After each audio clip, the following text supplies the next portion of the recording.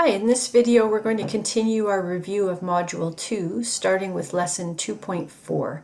So in this lesson we learned about rounding, and we reinforced the rule in Module 1, where if you have a 0, 1, 2, 3, or 4, we keep the number in the place value we're rounding to the same, and with decimals we drop the rest of the number. If the number to the right of the place value is a 5, 6, 7, 8, or 9, then we raise the number in the place value by 1, and we drop the rest of the number. We also learned that front-end rounding means we round to the furthest left digit. That doesn't change with decimals, so we round to the furthest left digit. One thing that's a little different in the decimals is if you have small decimals, for example 0.032, and you're asked to round, we're not going to round over to the ones place, we're going to round to the non-zero digit, the first non-zero digit. So in this case, this would round to 0.03. So you can pause the video, try these questions. These are not in your book. These are questions that I made up. Give them a try and then I'll show the solution. So for 13, we're rounding to the nearest whole number. So that means we're rounding to the ones place for all of these questions. So 2.9 rounds to 3. 3.76, the 7 pushes the 3 up to a 4. 8.8, the 8 pushes the 8 up to a 9. 6.800, 8 pushes the 6 up to a 7. 6.9, the 9 pushes the 6 up to a 7. 6.603, we again get 7. 1.1, the 1 in the tenths place does not change the 1 in the ones place, so we end up with 1. And 8.076, the 0 does not affect that 8, it stays the same. So number 14, this time you're going to round to the nearest hundredths. So you can pause the video and then you can see the solution. So we're going to go ahead and round to the hundredths place, so that's our second position. So we're going to end up with 7.18. For B, we're going to be rounding up 4.49. For C, we're also going to be rounding up 0.37. For D, this time we're going to keep the same, 8.22. And E, the 9 will push, so we will end up with 6.03.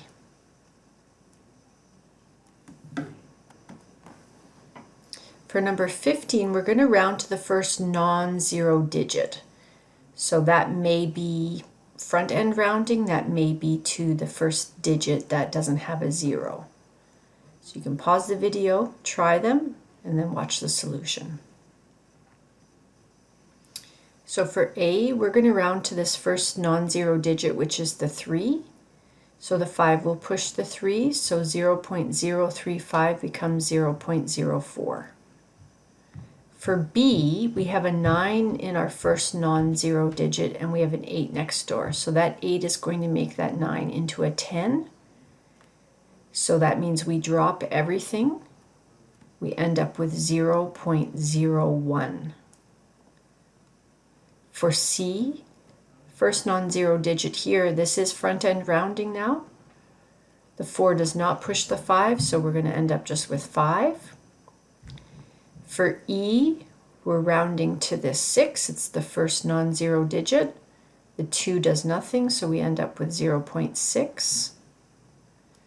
And for E, the first non-zero digit is the 2. The 9 will push the 2 up, so we will end up with 0.03. In lesson 2.5, we learned about adding with decimals. The key to adding with decimals is to make sure that all of your decimals are lined up. all the way through all your addends and all the way through to your final answer, the sum.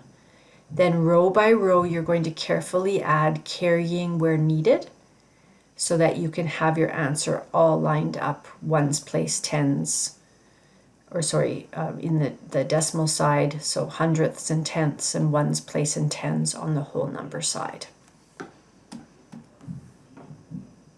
For these questions, you're going to add using estimates and actual answers. So for these ones, you're going to front end round, except if you have a decimal that has zeros, then you're going to round to the first non-zero digit. So for A, you have 5.36 plus 224.669. So you're going to get your estimate for these two numbers, add them, and then solve the actual. And the same for B. Notice that you have a small decimal here that you're going to need to round. So you're going to round to the first non-zero digit. You can pause the video and I'll show the solution.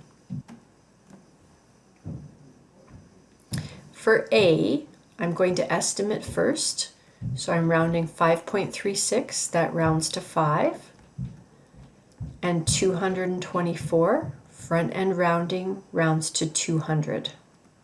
5 plus 200 is 205 for the estimate. Now for the actual, I'm going to put the 224.669 up top because it's the longest number. And then I'm going to carefully add 5.36, making sure my decimals are lined up and filling in with zeros in order to help me make sure that all my place values are lined up too. 9 plus 0 is 9, 6 plus 6 is 12.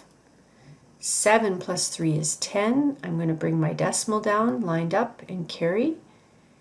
4 plus 5 is 9, and 1 more is 10. And then I'll have 3 and 2. So my actual answer is 230.029. For B, for my estimate, I'm rounding front end, so that will be 300. Plus, this one is 1 million, so it's going to be 1 million.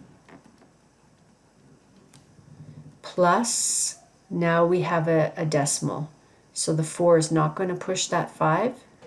So this one is a bit more challenging because I have whole numbers and decimals, but I can make it easy and be sure by lining up my numbers. So I'm going to add decimals in so that I get everything lined up so I get an accurate estimate.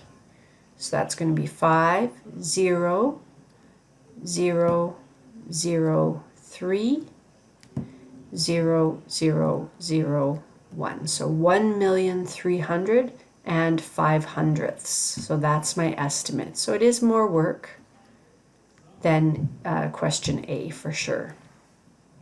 For the actual, I'm going to take my greatest number and put that up top. Then I'm going to take my next numbers and start to line them up. I'm going to add decimals and I'm going to add zeros as needed. So I'm going to need to add some zeros in here. 0, 5, 4. So now everything is lined up. I'm ready to add.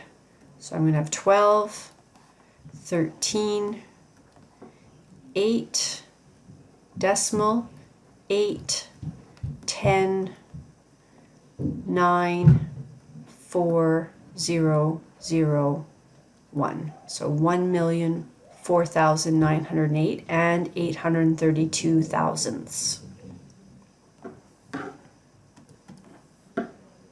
That is my actual. Subtraction works the same way as adding, except with subtraction we have to remember that we're now possibly borrowing. So we still line up all of our digits, we still line up our decimal place, we still fill in with zeros, and then we subtract our numbers. So for questions 17A and B, we're going to use subtraction, and we're also going to estimate. So we're going to front end round or round to the first non-zero digit. So you can pause the video and try A and B for estimate and actual, and then you can check your solution. So for A, I'm going to first round to get my estimate. So 1.7 rounds up to 2, and 0.789, I'm going to round to my first non-zero digit here. That's going to be 0.8. So I will have to do 2.0 minus 0.8, which does require some borrowing. I'm going to line up my digits, and that's going to give me 1.2. So my estimate is 1.2. And then for my actual, I'm going to take the numbers. Now remember, when you're subtracting, there's no flipping anything around. The greater number has to go up top. So we go ahead and we start to line up our digits. Everything's lined up, and we start to borrow. 14 minus 9 is 5. Need to borrow again. 17 minus 8 is 9. Need to borrow again. 16 minus 7 is 9. And then we end up with 0. So the actual is 0.995. For B, we're going to front end round for our estimate. So that will give us 100. And 99 also rounds to 100. So we have something funny here. We've got 100 minus 100, which gives an estimate of 0. Well, let's see how close to 0 we get when we do our actual. 103.54 minus 99.65. So here I didn't have to add in any zeros. That's more common than not. Sometimes we have to add in zeros, sometimes we don't. But we do need to borrow here. So I'm going to start to borrow. 14 minus 5 is 9. Borrow again. 14 minus 6 is 8. I'm going to have to borrow again. 12 minus 9 is 3, and that's it. So our actual is 3.89. Lesson 2.7 was all about adding and subtracting word problems. It doesn't matter what operation of a word problem you're working with. The key is to read the problem carefully. Read it twice, read it 3 times. You need to understand what is being asked. That way, if they give you extra information, you are not tricked into using that information. You focus on, what do I need to solve? What am I being asked about? Your second step is to make the decision. How am I going to solve this problem? Sometimes to reinforce that, or even to be able to make the decision, you can draw a picture. Writing a number sentence, although it's not required, is a good idea. So for example, especially if you've got maybe something to do first and then you're going to be adding. So for example, if you have to subtract 3 minus 2 to get an answer and then add that to 6, you're making a plan. You can estimate. So you can think, okay, how can I make these numbers easier so I get a general idea of where I'm at? Then you use your actual calculation. Sometimes you can check your answer. Sometimes you can't. So number 7, we don't always use checking, but sometimes you can do checks. And then finally, writing your answer with the correct units. So if you're talking about money or if you're talking about kilograms, that's really important in your final answer. Questions like number 18 and 19 lend themselves very well to drawing. So I encourage you to draw when you can. So you can try these 2 questions and then I'll show the solution.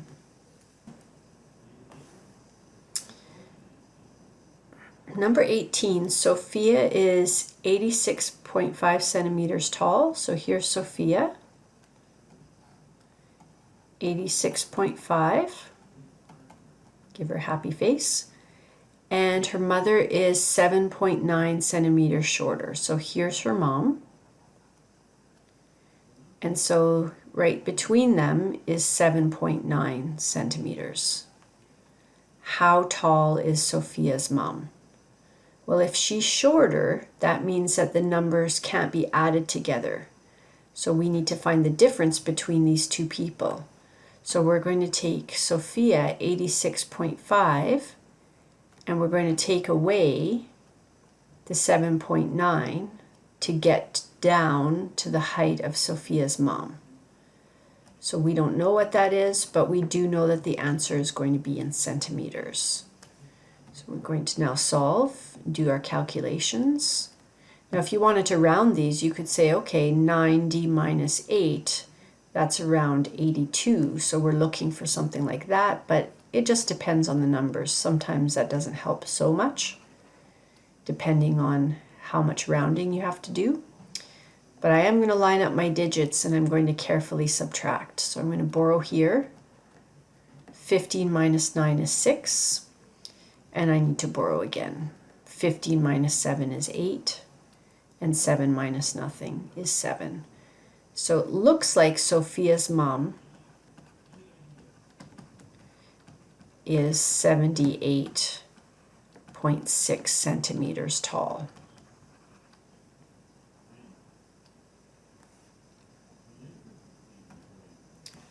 For number 19, we're going to find the total perimeter of Muhammad's fence, and these are the measurements: 13.4, 9.9, 8.34, and 10.55 feet.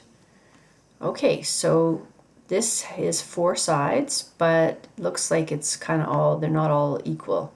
So I'm just going to go ahead and make the numbers.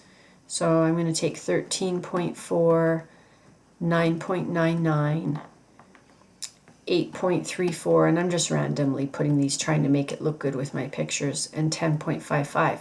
And the perimeter means the outside measurement. So I'm going to be adding all of these numbers. So let me put them together in a number sentence. That's my plan. And my answer, I don't know, but my answer is going to be in feet. Now you can add these numbers in any order you want. I'm going to take the 10.55 and put that first. Then I'm going to take 9.99. I'm just putting them in descending order. You don't have to do it that way. You can do it any way you want.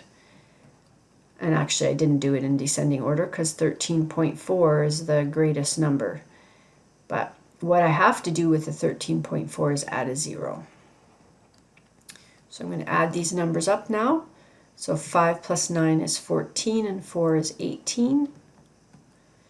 I'm going to make 10 here, 15, 19, 22.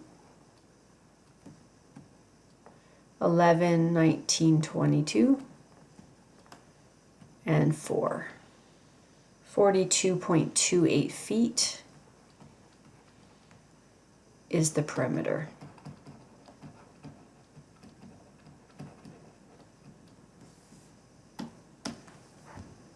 So I have a few more questions that you can try. Number 1 is multiplication with decimals. Remember, count your decimal places. Get rid of the decimals, multiply like normal, and then put the decimal places back. Number 2 is dividing by 10. And so you can try these 2 questions and I'll show the solution. Number 1, we see that we have 3 decimal places. So that's what our final answer will have. And then I can take 345 and multiply by 23. I'm going to go ahead and multiply now. And hopefully I don't make any mistakes. So sometimes when I'm talking, I'm going to make mistakes. And then my second row, I put a 0. I'm going to have 10, 9, and 6. So I add these numbers up. So I'm going to get 7.935 because I have 3 decimal places.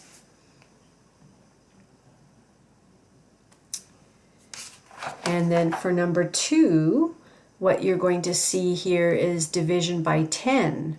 So instead of doing this, instead of making long division, which works, you can also look for shortcuts. So this is a shortcut question.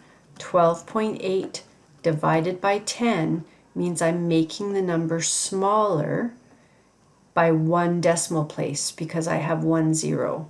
So I can simply move my decimal over, giving me an answer of 1.28. Number 3, you're going to perform the operations that are indicated, and you're going to round the result to the thousandths place if necessary. What you have here is division bar. So this looks kind of like a fraction, but this is your division symbol. We've seen the 3 kinds of division, right? Division symbol, long division, or we can have a number atop a number. What we've got in the top part is some adding to do. So that's going to be our first step here.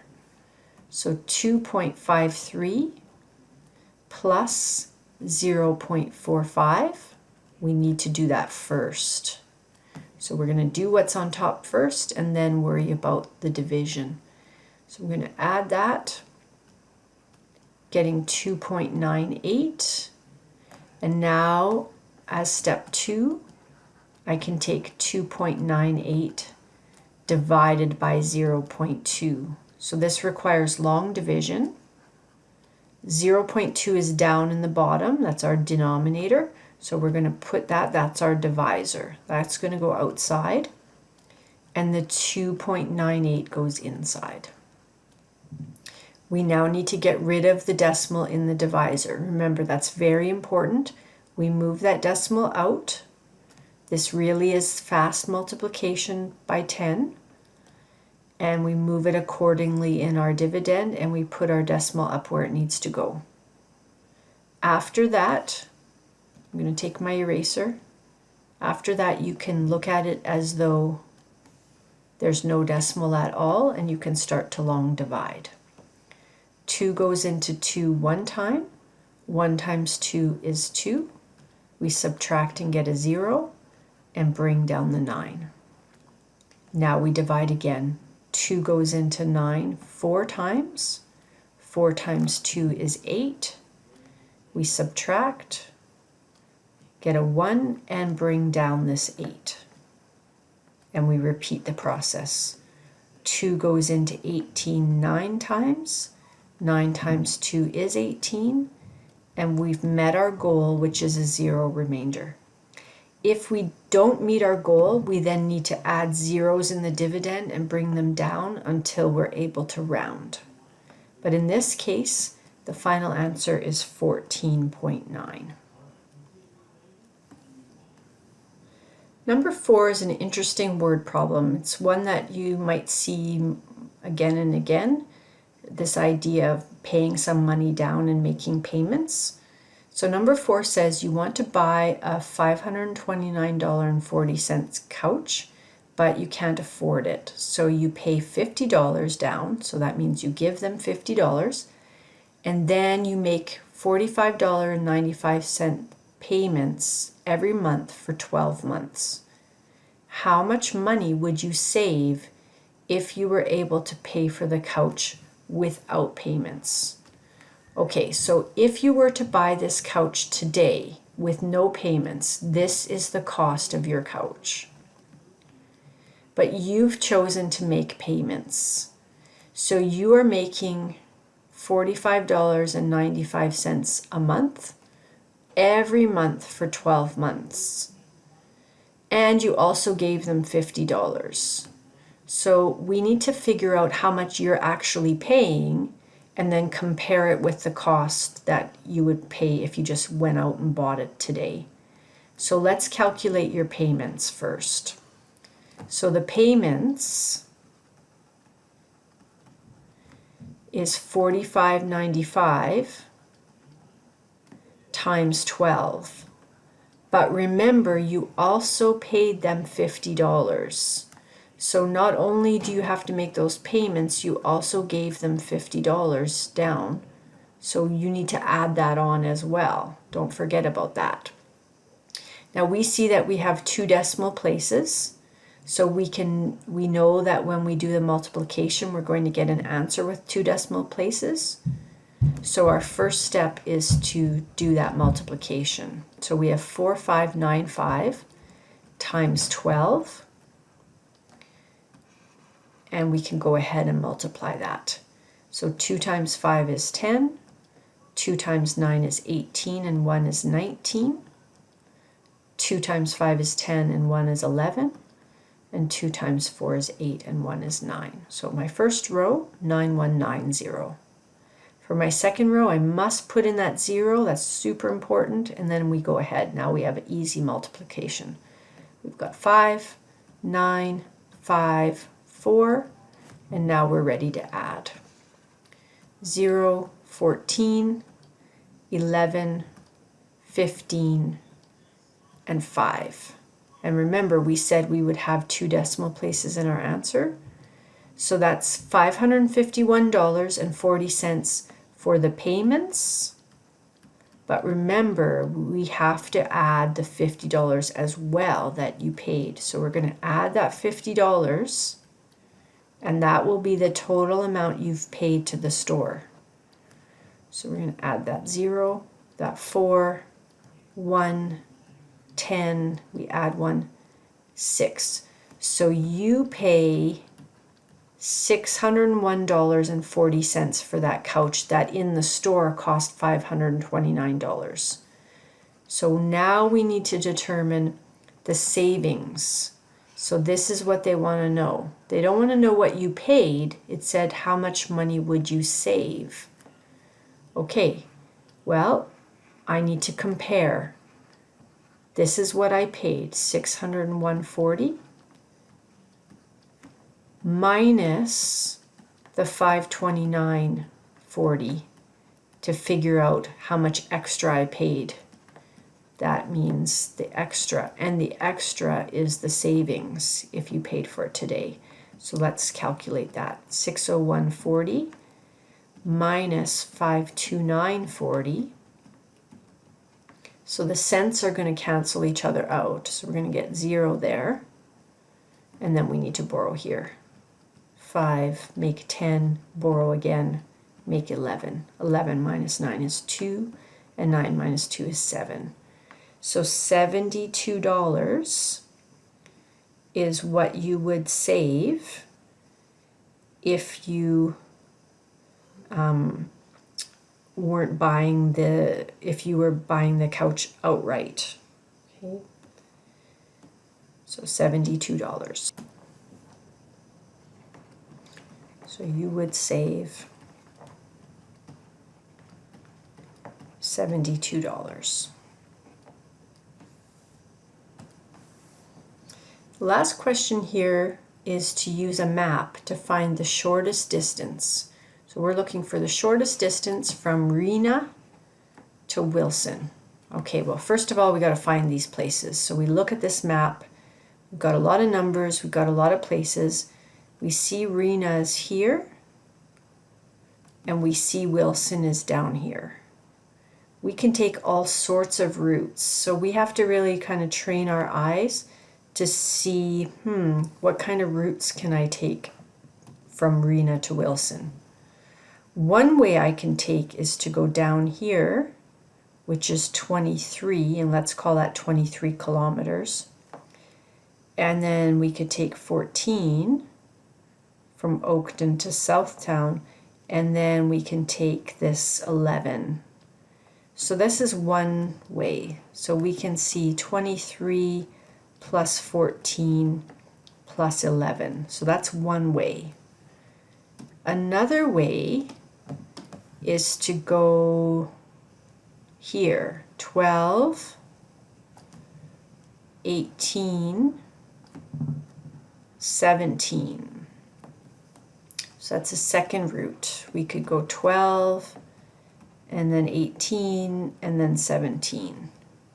We can go other ways too, but if we start to see other ways, we see that they are just longer because you're going to have more numbers to add. So like if we wanted to go 15, 17, 24, and 11. Well, all of a sudden we have 4 numbers to add, so we know that's going to be too big.